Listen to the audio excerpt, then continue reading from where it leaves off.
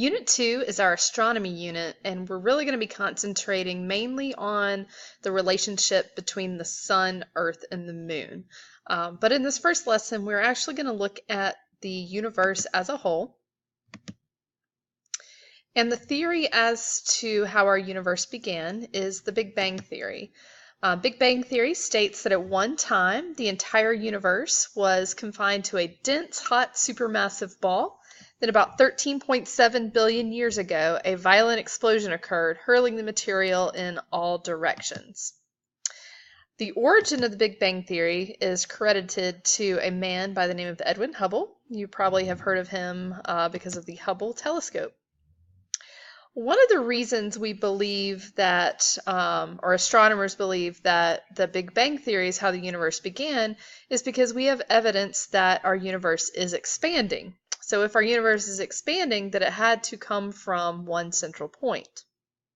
Have you ever noticed how if a siren is coming towards you, it has one sound, but as it moves away from you, the pitch kind of gets lower? Sound waves and light waves travel very similar. Something called the redshift, when galaxies or objects in space are moving away from Earth, when looked at through certain lenses, appear red. And that's because when something is moving away, the light waves are stretched, like you see here.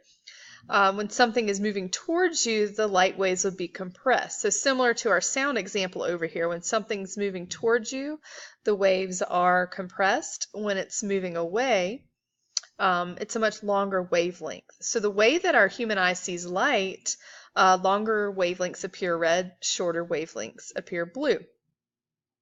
So all galaxies are giving off this red shift, which indicates that they are moving away from our galaxy.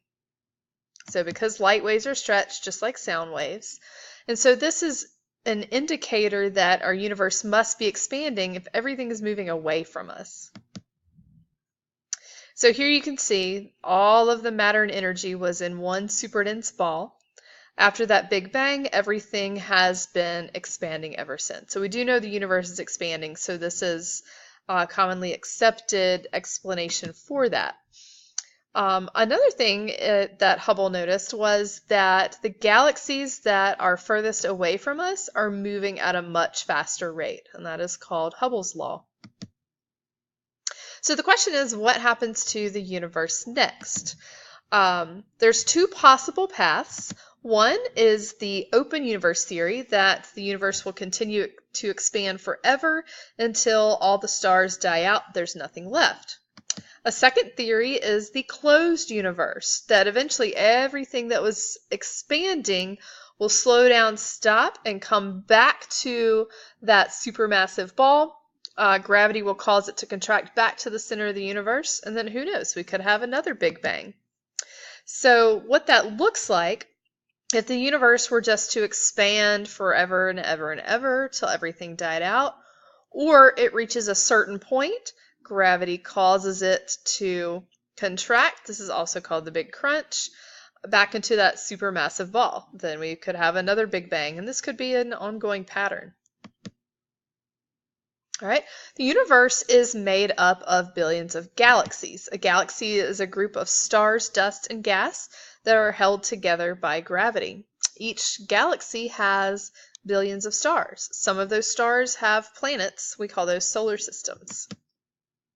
There are three types of galaxies: spiral, elliptical, and irregular. Spiral have kind of that cyclonic shape.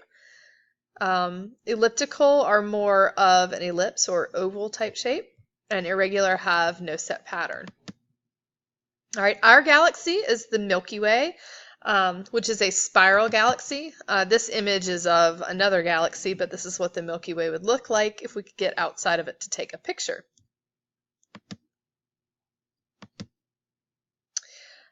In space, we measure distances by light years, which is the distance that light can travel in 1 year.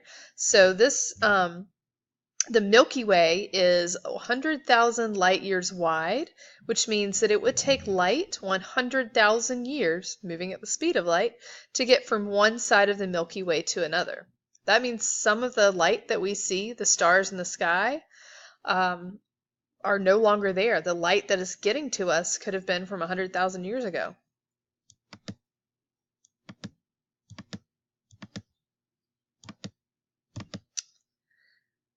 And that wraps up our day one.